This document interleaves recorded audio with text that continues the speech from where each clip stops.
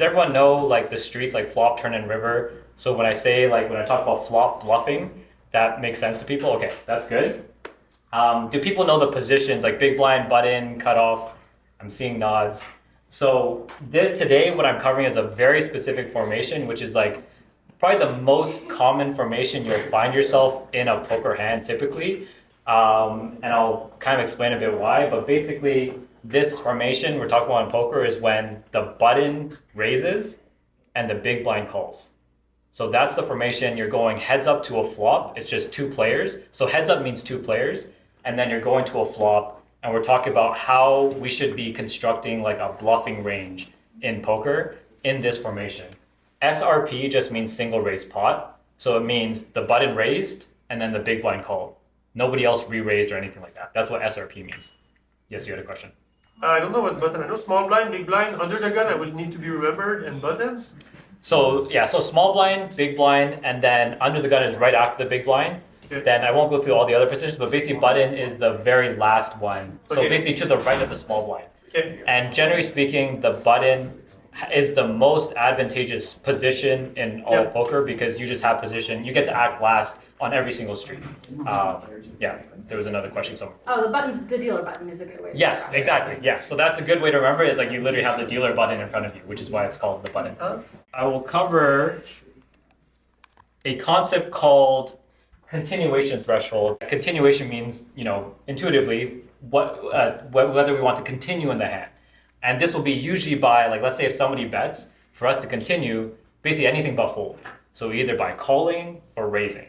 So that's what we mean by continuing. And when we say threshold, it just means like, what is that like line? What is that bar in which we do want to continue? So what kind of hand classes do we want to start continuing? And one way to think about it is like, if I have one pair, like I have a pair of kings, do I want to continue with a pair of kings? Do I start folding my one pair hands and only continuing with two pair or sets or flushes or straights? So what does that threshold look like? So that's what I mean by continuation thresholds. So basically these are the cutoff points for continuing a hand after facing aggression. So when somebody bets into us, what is that threshold? And this is really important to think about. Actually, sorry, I'm not going to cover that because I'm going to ask you guys. Why do you think continuation thresholds are important? It keeps you in check. Like, you're not gonna like overcommit or do something crazy when you don't have like a good enough hand to go the distance. Yeah, it keeps you in check and makes sure that you're not continuing too often or maybe not continuing enough. What else? Any other guesses? I mean, if you have a bad hand, like to not have the odds against you as well. So like, if you have like a 7 and a 2, and people are like have strong bets, then they might have pairs, and obviously like just you don't want to continue with that hand.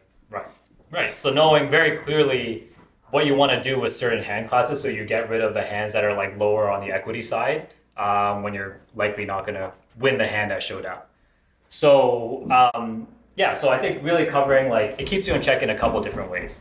One, it stops you from overfolding, and it helps you bring clarity to your decision making. Because instead of trying to like navigate on the fly to every single decision, it's like, okay, somebody bet into me, I have a pair or I have ace high. Like, oh, I don't really know what I need to do. But if I know the threshold, if I know I'm supposed to be calling with anything like ace high or better, then okay, I have a pair of 2s that's higher than ace high, then I should just call. Or maybe I need to consider raising sometimes, but at least I know I'm at least calling. So it stops you from overfolding with hands that you should be calling with. It makes your bluffs believable because you're not just continuing with, let's say, too wide of a range. When I say too wide of a range, I mean you have too many hands in there. So when you start bluffing, then it's easy for your opponents to call because you're just going to have way too many bluffs in your range. And it allows you to get paid with your value, which is like the most important concept in poker. Like some people think that you have to go pull off like crazy bluffs and like just try to like own people. But like really the best players just bet, like they bet a lot and they bet big with their good hands. And because they mix in bluffs sometimes, that's what allows them to get paid with their good hands. But the primary way you win in poker and you improve your win rate is by getting paid with your good hands. And if you constantly are making good hands and not getting paid when you have them, then you're probably not bluffing enough. So you probably want to start mixing in some bluffs. Because at the end of the day, you want to have what we call in poker, we call it like range construction, which is like you want to construct or pick combinations of hands to create a holistic range that always has bluffs and value hands in them. And that way you keep your opponent kind of like guessing and kind of indifferent to their decision making, so that it's hard for them to kind of like play perfectly or play like gain EV off you or expected value off you. I'll pause there just to see if there's anything there that didn't make sense or people have questions about. The question for me, I guess, continuation threshold is like a distinction between good hands to worse hands, and then I guess for bad hands you should be folding them or their bluffs as well. So how do you make the distinction of the bad hands, which ones to fold versus bluff, or is that like a separate frame? Yeah, that's a good question. That's what we're going to get into is like, what are, and I think you guys will kind of be surprised when we talk about bluffing on the flop.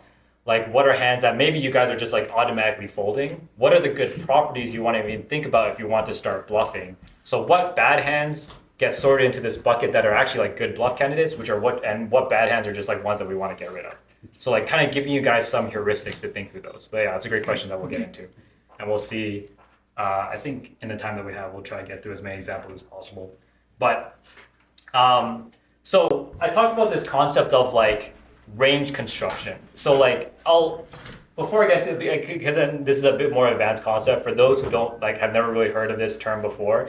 Basically, like what good poker generally looks like, what poker pros strive to do is execute a game theory optimal strategy. And when we talk about game theory optimal strategy, it relies on having balanced ranges. So as I mentioned, when you think about the range of hands that you might play or make a certain move with, you want to have a mix of both good hands and bad hands, so that you drive your opponents to kind of indifference. So now I'm talking very specifically about how do we construct our bluffing range on the flop. And this is the example, I kind of break it down into 3 different types of bluffs. And the first type is like strong draws, which might be a bit more obvious to you guys, probably ones that you guys are already executing as bluffs right now. So again, the situation is the button raised, we called in the big blind, and then some flop came. Let's say in this case, ace 7-7, right? So ace 7-7 comes, 2 spades, we check as the big blind, and then the button bets. And now we want to think about what are the hands that we want to potentially consider bluffing with and check raising with. So one example here is a kind of like we have king 9 of spades. We have the best flush draw possible. So this might be a pretty clear one. It's like, okay, I'm going to maybe call with it sometimes. I'm probably going to start bluffing with it a decent amount. So strong draws is kind of the first category. Just to be sure what happened, the flop was revealed, we checked, Yes. and then the button raised. The So button bet. Yeah. The button bet, yeah? Yeah. So then it's back to us. Yes. But we've checked on exactly that a few minutes before, right? Yeah. Basically like 30 seconds before, yeah. In general, when you're out of position in like a 2-person pot, the out of position player is generally expected to check. And a big reason for that is being out of position in a heads up or 2-person pot is extremely disadvantageous. So we're going to see a lot of checking.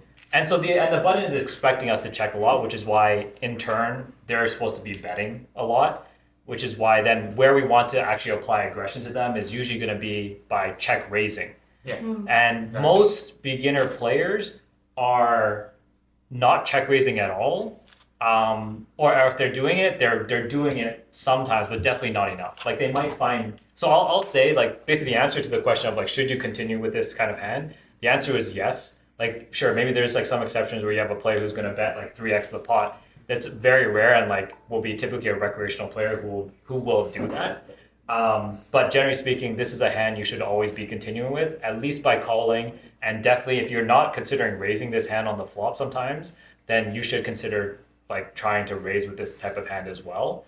We're in big blind. We're in the big blind. Okay. Yeah, we're in the big blind and the button betted to us. So we're gonna have a lot more like 7s in our range as an example as well. We are going to have a lot more 7s in our range too, which is relevant. So we're going to have like our value hands are going to be hands with like a 7. Maybe primarily hands with a 7 is going to be our value hands, and then we want to mix in a good amount of bluffs. So like this makes for a pretty good bluff candidate. How do you decide whether to call or to raise? That's a good question, and I'm gonna cover that one when we actually. I mean, what do you think? And maybe I'll dissect it into kind of like because I'll say it here that not all flush draws are equal. So if you think about we have king nine of spades, and then let's say we have like 3-4 of spades. How do you think these hands differ, even though they're both flush draws? And which one do you think we're more likely to want to check raise versus check call? Oh, yeah. I think in Yes, sir. the first scenario, you also have a straight draw, so you have different ways to get there. Versus if you Not have not in this 3-4. board. We don't have a straight draw. 3-4 of spades, we don't have a straight draw. Oh yeah, but with king of nine, we do. King nine, we also don't have a straight draw. You're right, we don't. Okay, so then I don't know the difference. It's okay. Only with the nut flush, you check raise, I guess. Okay, so you think nut flush we want to check raise? Yeah, does the king nine block more of their like higher hands so then a bluff is stronger when you have king nine? Because they would likely fold. And they would Right, so you're thinking like we block some of their king X kind of hands, which they might call with, so maybe we generate more folds.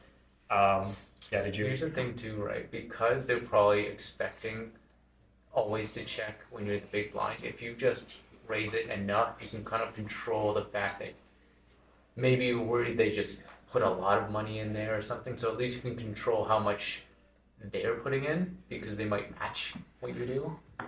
Like that's what I would try to do as well. Like that's something that would cross my mind.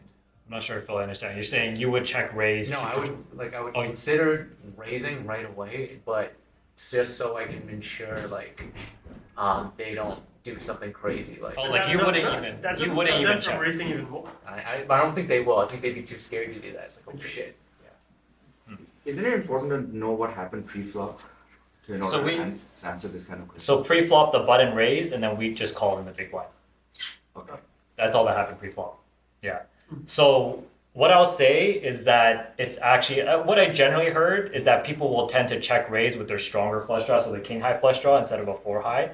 And I'll tell you guys that it should be the opposite.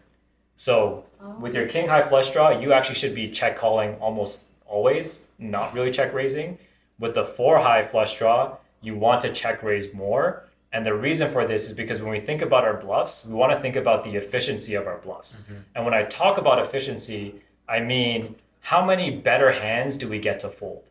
So if we check raise with 4 high, we have 4 high on this board. Like we have like one of the worst hands right now, right? Obviously we have a lot of equity to turn a river or flush. But if we get them to fold anything higher than 4 high, we're getting a better hand to fold and we're stealing a bunch of equity from them. If we get queen high to fold, jack high to fold, 10 high to fold, 9 high to fold, all those hands we're losing to right now.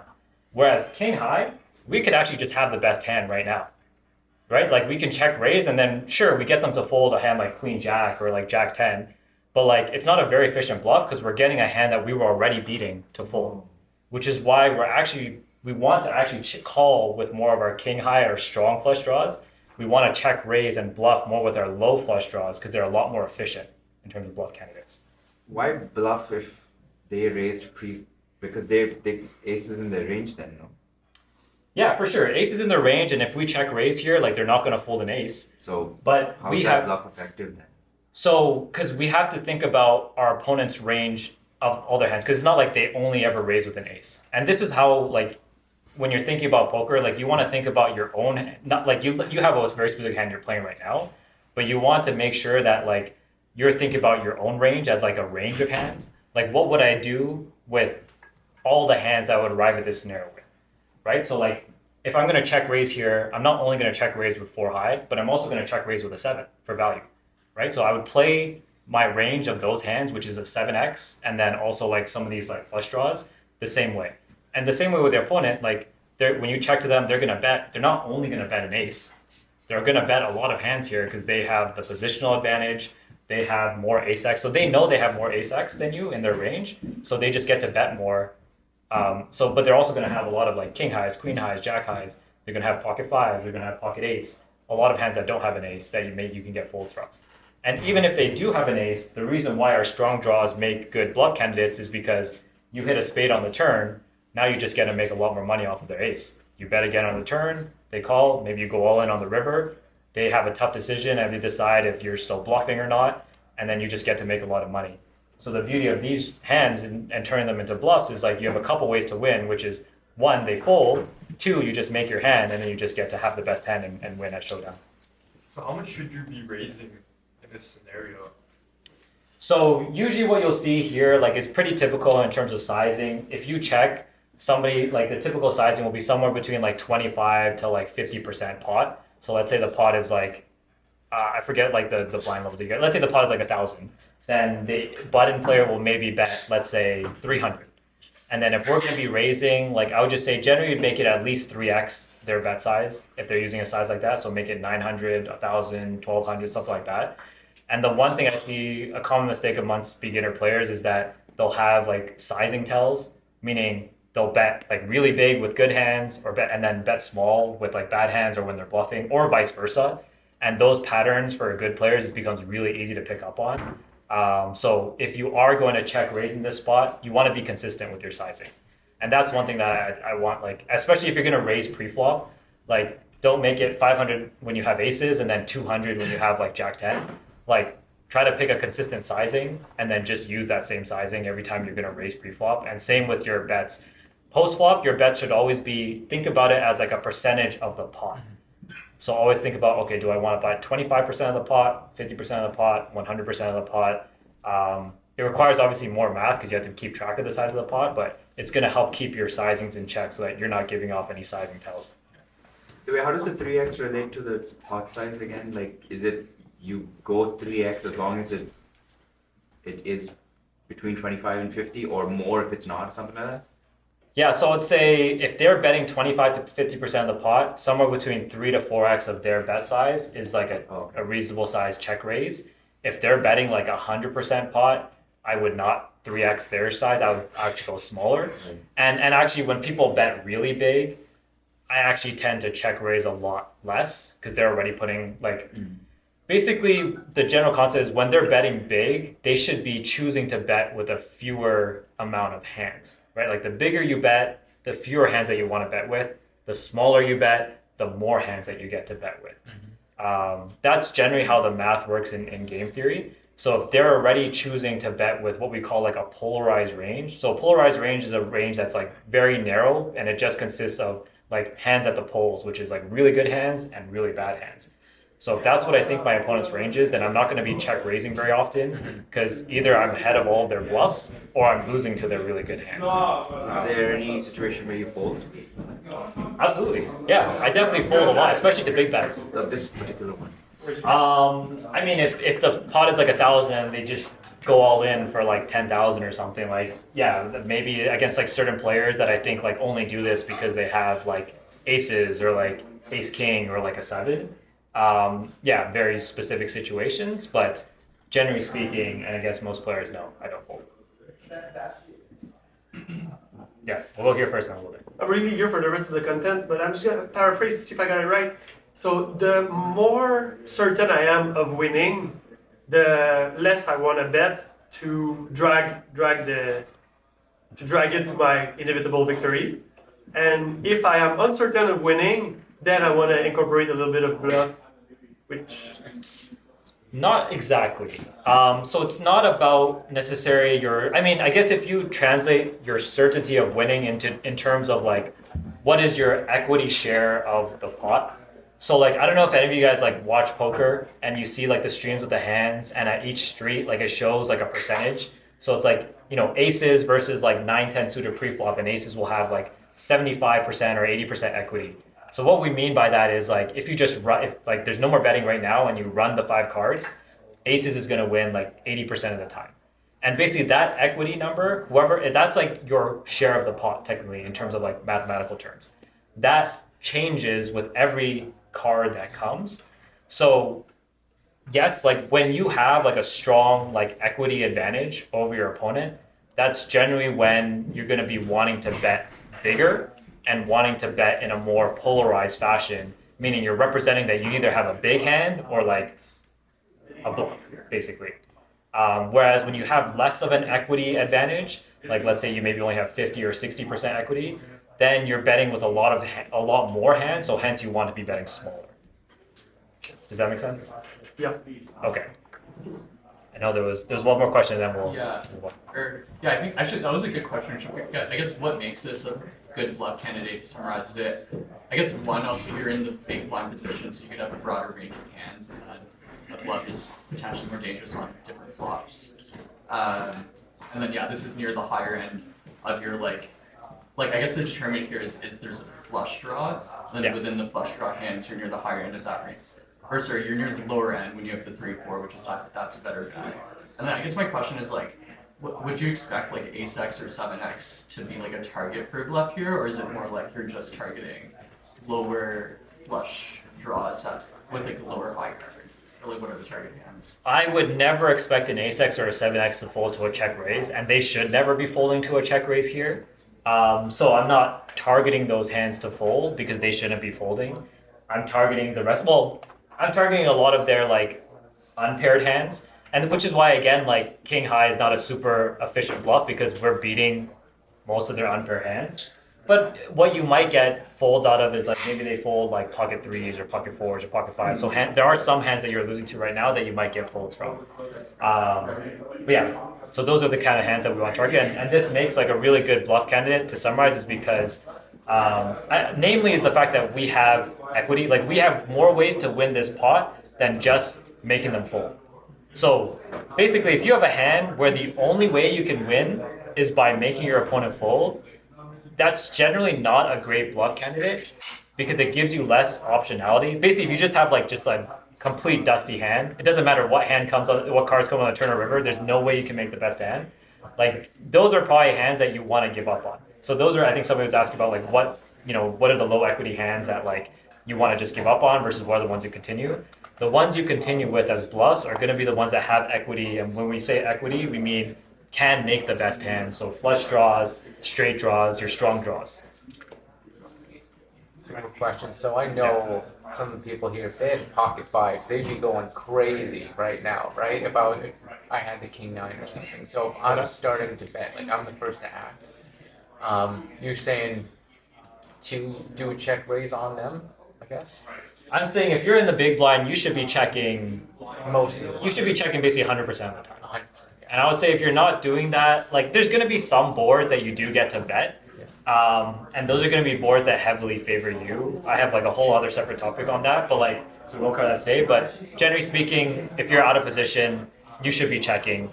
And I see a lot of like beginner players that will like just start to bet out because they're afraid their opponent's not going to bet when they make a good hand. Like they have a 7 on this board and they just start betting. Yep. But then your opponent can kind of just like play perfectly against you. They're like, okay, this guy always bets when he has a 7 or an ace, so I'm just going to fold. And you don't give them a chance to kind of like bluff into you. So just generally speaking, when you're out of position, there's a lot more checking happening, a lot more passivity because of your positional disadvantage.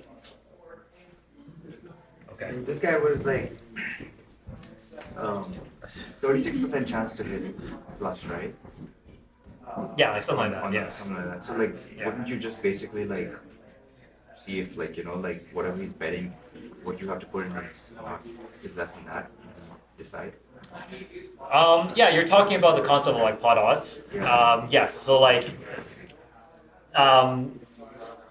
yes, but like, I guess it's a separate topic. But yes, like if your opponent bets a certain size, like if you have the right price to call to see your That flush, would be the then decision to fold or in this case, we're not even considering folding because I'm saying we should be continuing by calling or raising. But yeah, like in certain cases where like let's say they made a bet and like there was no more betting happening and you had to decide whether you had enough equity, then yes, you would use pot odds to decide whether or not you had the right price to call. I'm gonna move on just for the sake of time. I think we only have like 15 minutes waiting for Sim. Okay, I'll check with Sim after.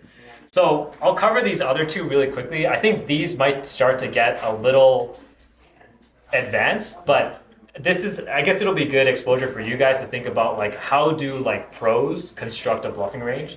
Because we talked about strong draws, which is the first category. There's 3 types of like categories when you construct your bluffing range. The first one is the most obvious and ones that I would hope that you guys would find in terms of like straight draws, flush draws, etc. Weak draws, these are all your backdoor stuff. And what I mean by backdoor is like they're not immediate draws, meaning you have to have cards that come out on the turn and then the river to make your draw. But ultimately, what this portion of your range does is it supports the first category. Because imagine when you have a flush draw, every time a spade comes on the turn, then your opponent knows that like all your bluffs got there, right? And then they can just try to get to showdown. They can just check, and like they just realize like now your range is entirely comprised of good hands that were already there on the flop, and then now all your bluffs got there. So the reason why we want to have weak draws, these ones that seem like really, really bad hands, is because they help us allow us to continue to have bluffs on every run out. Because remember we talked about like whenever we're betting or whenever we're continuing in certain spots, we want to always be able to have bluffs and value hands in our range. Because if we arrive at a spot and we no longer have any bluffs, then our opponents can play perfectly against us and just know we're never bluffing and they could just fold. So weak draws are these backdoor stuff. So for example, 10-8 of hearts on this board, it's got 2 cards wrapping around the 7. So if a 9, a jack, or a 6 comes on the turn, we now have a straight draw. If a heart comes on the turn, we now have a flush draw. If a jack of hearts comes, we have now a straight draw and a flush draw. So it has a lot of cards that that we improve equity on, that don't immediately give us the best hand, but we do improve equity on, that we can continue bluffing on the turn. And this also gives us clarity on what cards we want to continue bluffing on. So we don't always, if we choose to check raise this kind of hand, we don't want to just like bet on the turn with impunity. Like we want to pick cards that improve our equity to continue betting. So if it comes like a deuce of clubs on the turn, we just give up. Like we just give up because our equity hasn't improved. We don't have any draws now. Now our hand falls into this category that it doesn't matter what card comes on the river, we just always lose. So we just give up. But if any heart comes, any 6, 9, jack comes, these are cards that we continue bluffing on. So by having weak draws in our range, it gives us clarity on what are the cards that we want to continue bluffing on the turn. And then once we improve equity on the turn, now we have potential to make the best hand still by the river. Should you still check raise with that? Yes. And this is where even like a lot of good players, actually, this is where good players will, time check there, do we have like 10 minutes? Oh, yeah, I just was coming to steal here. Okay. But I'll answer his question, I guess, for everyone, which is like, generally speaking, like good players will be check raising with this stuff. So like if you're playing against a good player, they're going to be finding a lot of these like backdoor stuff. Like they're going to check raise you with like 2, 3 of hearts sometimes, which has like a backdoor straight draw and a backdoor flush draw. They're going to have 10-8 of hearts. They're going to have 10-6 of hearts. They're going to have 10-9 of hearts. They're going to have a lot of these things. Most of them, I would say, are probably not still check raising as much as they should with these hands. But it just shows you like how aggressive we're meant to be at this node of the game tree. Yeah, this isn't even like the most like, this doesn't even count like a third category yet, but yeah. So you said on the weak draw hands, if the river ends up being, the turn ends up being a brick, like the hands on make you always fold, or should you still then bluff a portion of those rivers as well? On the turn, you should be checking. If it comes a brick and we don't improve equity, we should be checking, and I'm checking to give up. Frankly, I'm checking to give up, otherwise we're going to be over bluffing. So if a river comes like another brick, like I'm very likely giving up, unless I can like represent, like I have good blockers and I can. But at this point, like if it comes like 2 bricks, then we don't really have like meaningful blockers. So anything like the front door like draws mostly bricked out too. So I would just give up and just expect to lose, and that's gonna happen sometimes. I think sometimes people like want to really try to win like every single pot, but understand that like we're not meant to win every single pot that we play. It is okay to give up. Yeah, especially if we had a good hand that like this was a good bluff candidate on the flop, but then the turn river didn't come cards that we wanted, so we should be giving up.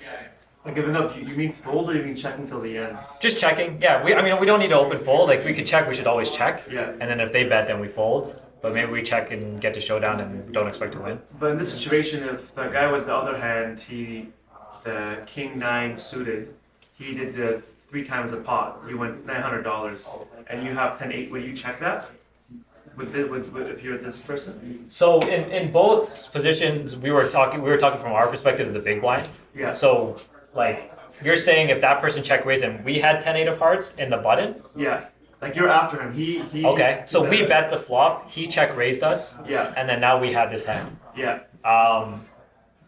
I mean, I would just probably fold a decent amount of the time. We have 10 high, and like we would like this is a good bluffing candidate, but it's not a good enough hand. Like we have 10 high with like very little like prospects of making a good hand. Yeah. So I wouldn't continue when somebody else has displayed aggression already. Yeah. When they either have a really good hand or they have like a bluff. And the bad thing about holding cards like this when somebody else is putting aggression to us is we're actually blocking the hands that they should be bluffing us with.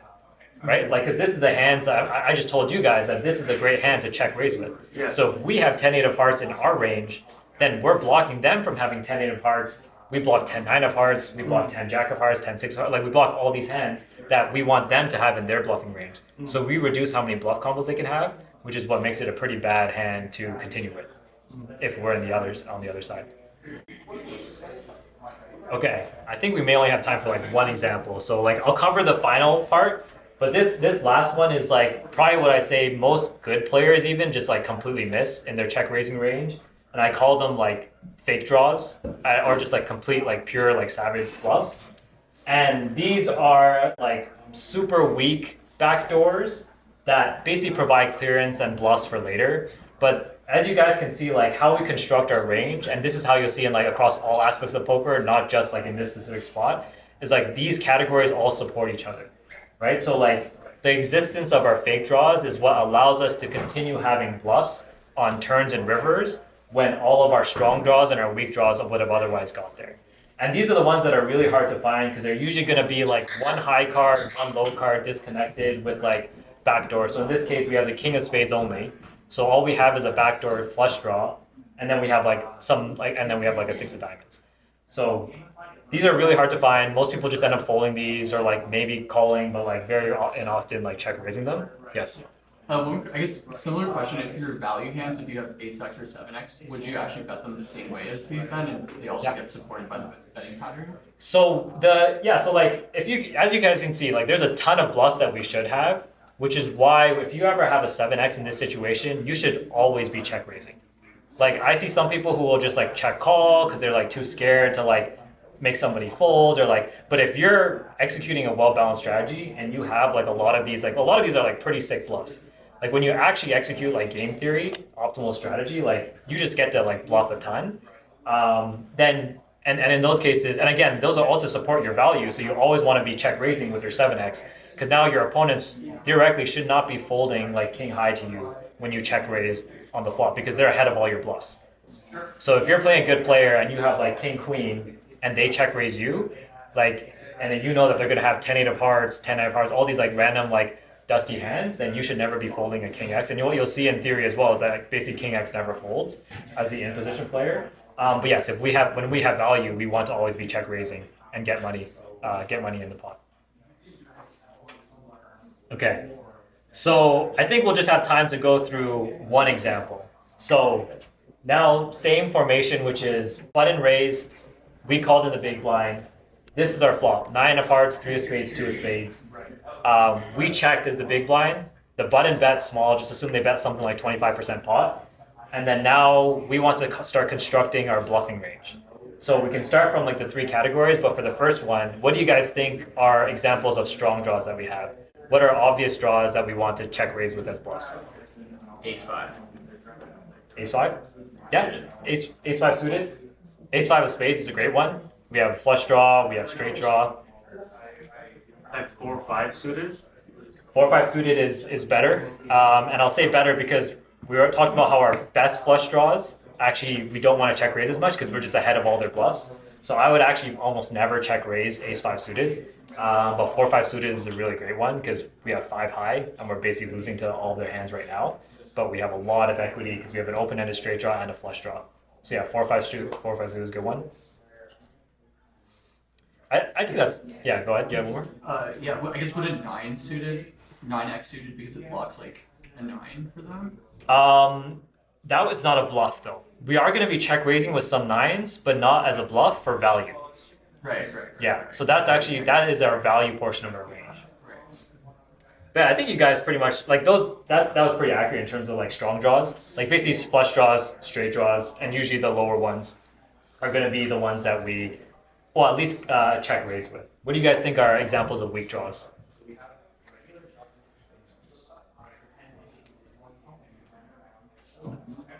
So this is mostly backdoor flush draws, backdoor straight draws. Yeah. It could be like maybe like 7-8 of hearts. Yeah, exactly. 7-8 of hearts, 10-8 of hearts. Yeah, so like cards that wrap around the 9 that have like 3 to a straight. Cards with like 1 spade, but like also like backdoor spade draws and backdoor straight draws. So maybe something like 6-7 with 1 spade. So if a 5 or a 4 comes, you have a straight draw. Ace-5 with 1 spade, Ace-4 with 1 spade. But again, with the ace highs, maybe doing less check raising, but at least continuing. Now the last category is what do you guys think our fake draws are here?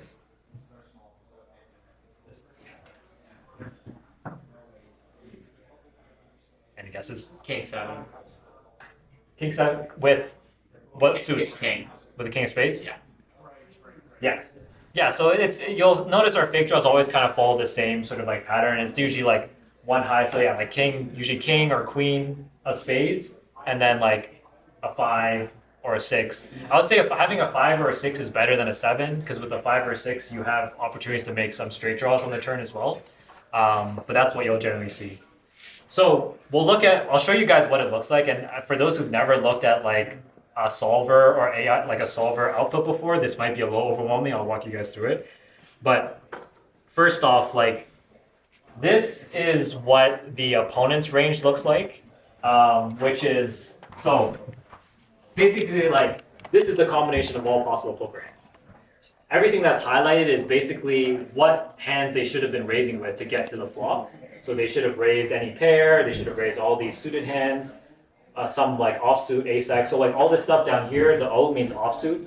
So like 9-6 offsuit, 8-6 offsuit. The S here means suited. So these are all the hands that they would have raised with pre-flop to get here. And then what this means is that when we check to them, they should be betting with 92% of their range, 91.6%, which is basically almost every single hand in the range.